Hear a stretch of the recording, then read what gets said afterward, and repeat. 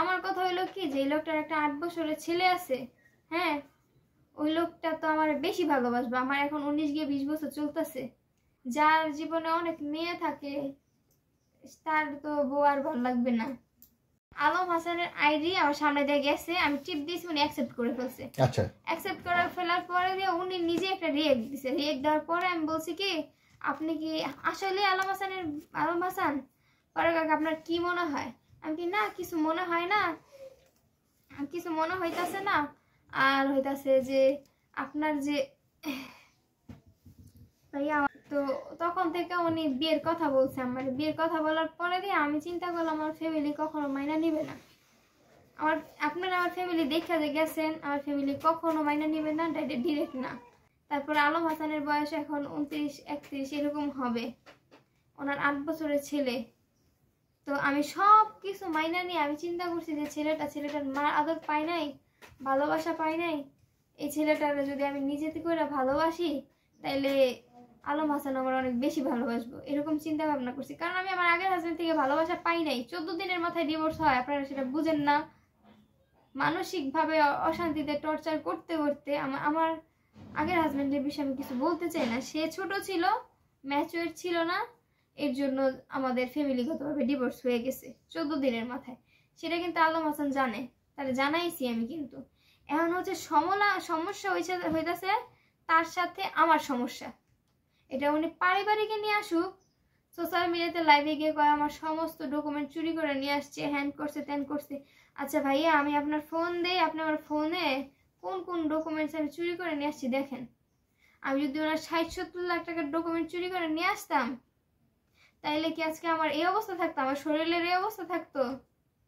আবার বলছেন যে যে বাড়াবাড়ি করার কথা বলছে না, আমার ফোন নিয়ে টানা হ্যাসরা এগুলো বলছে না।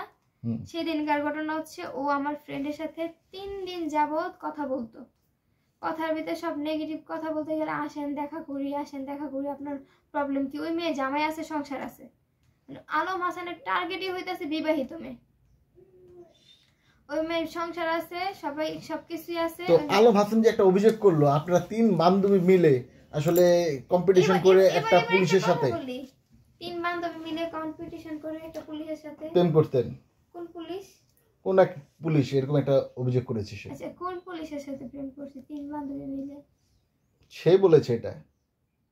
ওই পুলিশ সে পাবলিকলি আনা হোক। আমি একটা কথা বলি ভাই, উনি আমারে ঠকাই যাচ্ছে, আমার নামে বদনাম। উনি হচ্ছে জয়দেবপুর যেদিন আসছি সেদিন আমি বলতাছি যে আপনি যে আমার সাথে এমন করেন, হ্যাঁ দেখবেন আল্লাহ আমার লেগে ভালো কিছুই রাখবো। আপনি যে আমার সাথে এমন করেন, গালাগালি করেন, তোর কি মনে হয় তুই আমার জীবন থেকে গেলে তোর আমি আস্ত রাখুম? তোর জীবনটা শেষ করে দিব, সাদিয়ারে যেভাবে শেষ করছি না তোর ঠিক সেইভাবে শেষ করে দিব। আমি ভাবতাম মজা করতেছে, এখন দেখতেছি না উনি সিরিয়ালি সে সব কিছু করতেছে। আমার বাবা খারাপ, মা খারাপ, হ্যান ত্যান। এইটাও লাইভে এসে বলছে ভর্তা 10 পদের ভর্তা বানায় কি মানুষ সে মারবে? একটা মা সবসময় চাইবে তার মেয়ের জামাইরে যথেষ্ট সম্মান দেওয়ার কথা। আজকে উনি আমাদের বাসায় যতবার আসছে, বেশিই থাকছে আমাদের বাসায়, ততবারই আমার মা 3 বেলায় খাবার 3 বেলা দিছে। মানে সকালে যে খাবারটা দিছে ওই খাবারটা দুপুরে দেয় নাই, দুপুরে যেটা দিছে সেটা রাত্রে দেয় নাই।